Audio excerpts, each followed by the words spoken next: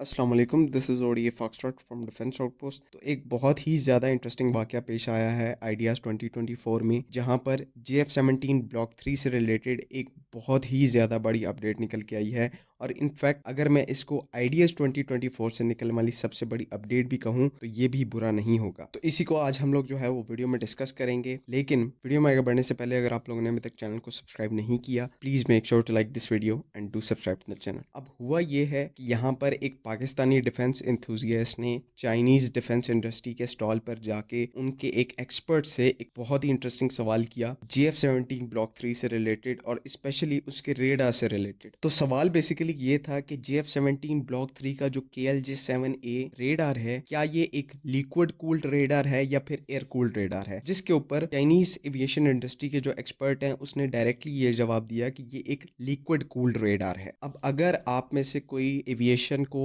या फिर directly JF-17 block 3 programme को बहुत पहले से फॉलो कर रहा है, तो वो इस चीज की अहमियत को बखूबी समझेगा कि इसके अंदर लिक्विड कूल्ड रेडार होने की कितनी ज्यादा अहमियत है। और पिछले कई सालों से ये जो फैक्ट था ये बाहर नहीं आ पा रहा था कि जो JF-17 ब्लॉक 3 के अंदर रेडार लगा हुआ है, एयर कूल्ड रेडार नहीं बल्कि एक proper GaN based liquid cooled radar है। और इसको इतना प्रोपेगेंडे के तौर पर इंडियंस ने यूज किया कि JF-17 के अंदर एक एयर कूल्ड रेडार है। एयर कूल्ड रेडार की जो परफॉर्मेंस है वो इतनी ज्यादा अच्छी नहीं है, जो मीन टाइम बिटवीन फेलियर का रेट है वो बहुत ज्यादा है। इवन एट सम पॉइंट ये भी कहने की कोशिश की गई कि ये एक UAV का रेडार है जिसको एक एयरक्राफ्ट फाइटर एयरक्राफ्ट के अंदर लगाया गया है। तो ये आज सारे जितने भी रॉन्ग फैक्ट्स हैं, मिसकंसेप्शंस हैं, वो आज खत्म हो गई हैं और डायरेक्टली ये चीज कंफर्म हो चुकी है। JF-17 ब्लॉक 3 का जो रेडार है KLJ-7A वो एक प्रॉपर लिक्विड कूल्ड रेडार है। अब लिक्विड कूल्ड रेडार की क्या एडवांटेजेस हैं वो समझते हैं। जो नॉर्मल हमारे एईसा रेडार्स होते हैं, मतलब कि active electronically scanned array radars होते हैं, वो बाकी पुराने जितने भी पल्स डॉपलर रेडार्स होते हैं उनसे बहुत ज्यादा पावर में, मतलब कि पावर बहुत ज्यादा कंज्यूम करते हैं, क्योंकि प्रोसेसिंग उस हिसाब से उन्हें ज्यादा करनी पड़ती है। अब क्योंकि पावर का जो कंजप्शन है वो ज्यादा है, वर्किंग भी यहाँ पर पल्स डॉपलर रेडार से 3 गुना ज्यादा है, रेंज भी उससे ज्यादा मिलती है, तो यहाँ पर हीट का जो प्रॉब्लम है रेडार के अंदर वो जनरेट होता है। मतलब कि रेडार के जो TR मॉड्यूल्स हैं या उसके सब सिस्टम्स हैं वो बहुत ज्यादा हीट को जनरेट करते हैं। तो इसी को काउंटर करने के लिए कूलिंग के अलग-अलग मेथड्स आए हुए हैं रेडार्स के अंदर। एक होती है एयर कूलिंग और एक होती है लिक्विड कूलिंग। एयर कूलिंग के अंदर किसी किस्म का मैकेनिज्म होता है जिसमें हवा के जरिए ही रेडार को ठंडा करने की कोशिश की जाती है, लेकिन ऐसा माना जाता है कि ये जो मेथड है ये काफी ज्यादा एफिशिएंट नहीं है, कूलिंग भी बहुत ज्यादा कोई जनरेट नहीं होती। वेयर एज जो लिक्विड कूलिंग वाला मेथड है उसके अंदर एक ऐसा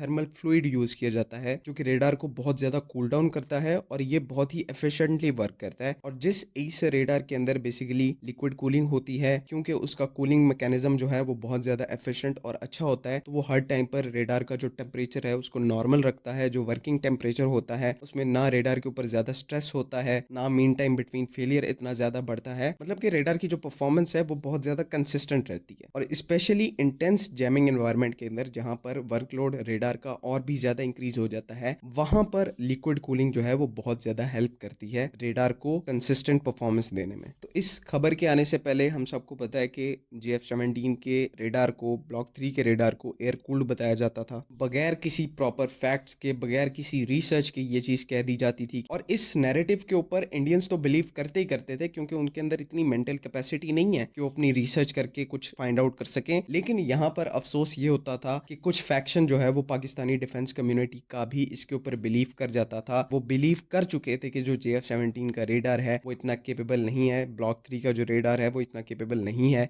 एज कम्पेयर टू रफेल का रेडार कह रहे हैं या बाकी जितने भी एयरक्राफ्ट कह लें। तो वो जो सारा रॉन्ग नैरेटिव है, प्रोपेगेंडा है, वो piece by piece, bit by bit जो है वो टूट रहा है। और इंशाल्लाह आने वाले टाइम में हम अपनी पूरी कंट्रीब्यूशन करेंगे, पूरा जोर लगाएंगे कि जो फेक प्रोपेगेंडा इतने सालों से किया जा रहा है ब्लॉक 3 के ऊपर, JF-17 प्रोग्राम के ऊपर, इसको कंप्लीटली एवेपोरेट करें। और हम लोग तब तक चुप नहीं बैठेंगे जब तक ये नहीं होता। और मैं यहाँ पर आपको ये भी एक चीज बता दूं कि आने वाले बहुत ही कम अरसे के अंदर JF-17 ब्लॉक 3 का जो इंजन इशू है वो भी सॉल्व होने वाला है। और इससे रिलेटेड एक बहुत ही पॉजिटिव डेवलपमेंट हुई है, इसको मैं यहाँ पर मेंशन नहीं कर सकता, लेकिन हमें पता चला है कि इसमें एक बहुत ही सॉलिड और पॉजिटिव डेवलपमेंट हुई है और JF-17 ब्लॉक 3 का जो इंजन है वो इसमें वो इंजन लगाया जाएगा जो कि सिंगल इंजन एयरक्राफ्ट की कैटेगरी में one of the most powerful engine होगा। और ये ब्लॉक 3 को इतनी कैपेबिलिटी दे देगा कि despite being a single engine aircraft इसके अंदर इतनी कैपेबिलिटी होगी, इसके वेपन्स इतने कैपेबल होंगे, इसकी एवियोनिक्स इतनी कैपेबल होंगी कि सिंगल हैंडेडली इंडियन रफेल को चैलेंज कर पाएगा और कई मामलों में ये वहां पर भी डोमिनेट करेगा। LCA तेजस को आप भूल जाएं, उसको इस कैटेगरी से ही आउट कर दें। और ये जो एक कंटिन्यूअस रेंटिंग की जा रही है, JF-17 ब्लॉक 3 के खिलाफ प्रोपेगेंडा चलाया जा रहा है, ये पिछले कुछ सालों में तो था ही, लेकिन